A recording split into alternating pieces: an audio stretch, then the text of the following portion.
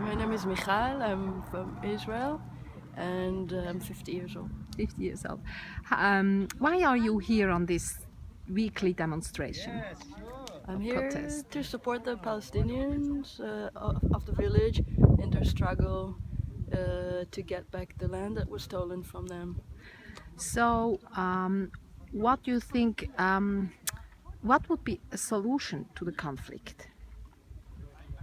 Wow, that's a big question. I'm I not a know. politician, No, and no, I'm not. just- Do you think if the land that was gained in the Six-Day Wars would be given back, it could be a solution of two states, or how do you see it? That's not enough. I mean, it could be a start, but there are also problems of discrimination, legal discrimination against the Arab citizens of Israel. So there would have to be more done. There's also the question of the refugees who were expelled or fled from Palestine in '48. So there are other big questions.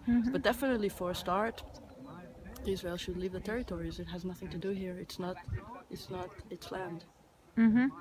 Would you think that Israeli people should leave in total? What do you mean? Like leave, go away From where? from where they are?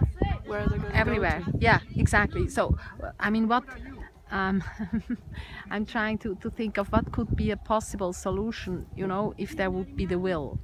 If that's a very good point. There has to be goodwill. The goodwill has been destroyed very systematically by the government of Israel throughout the years.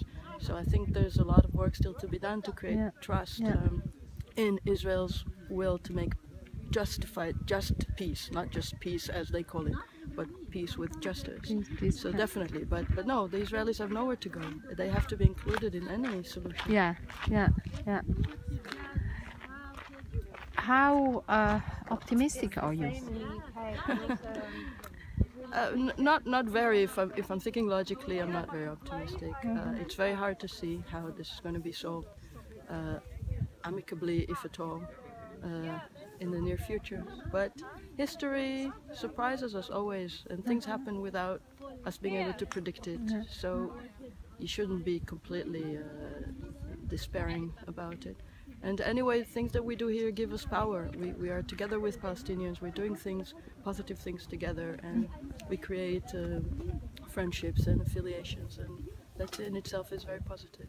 When you say we, is it an organization you're standing for?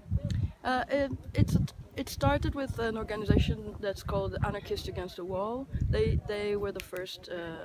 It's not exactly an organization, but a group of people who decided to come and join the demonstrations wherever they were invited by locals. Now the organization doesn't exist in the same way anymore, but people keep coming, and so it's a loose group of people. It's not a political organization. There are no manifestos or programs or anything like that. But is there an organization in Israel that actively works for peace in a good way with the Palestinian people of Palestine? How would you define working for peace? Like searching, stopping to, working politically, stopping to the settlements, all of that. There are several political parties, mainly from the Arab population, that have that in their manifestos, but they are such a minority that they don't have any power at the moment to do that. The main parties, even the so-called leftist ones, are not very. They don't offer solutions that can really appeal to anyone who wants to get anywhere. It's the same narrative always, so that's a big problem. What my friends say is that people who live in Tel Aviv about our age, and they say that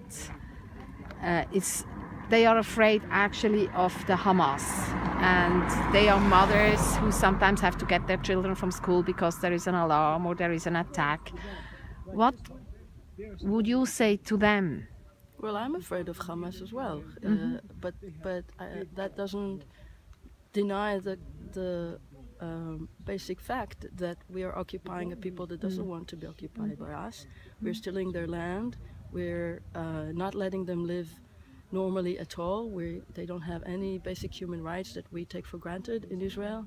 Freedom of movement, freedom of expression, freedom of organization. They live under a military regime for many decades now. So yes, there is Hamas, and we need to do whatever we can to stop them. But we still need to support the Palestinians who are struggling for their rights. Something else you would like to say or to tell, I mean, people from Tel Aviv? Yeah, I think it's important to come and see for themselves. Even though they think they know things and they are not far away, it's very different when you come and see it with your own eyes, and it doesn't require so much.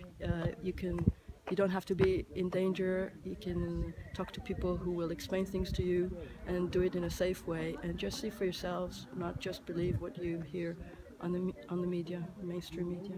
Great. Yeah, I think that's important to do it in a safe way, because my friends tell me they like to come, but they're afraid.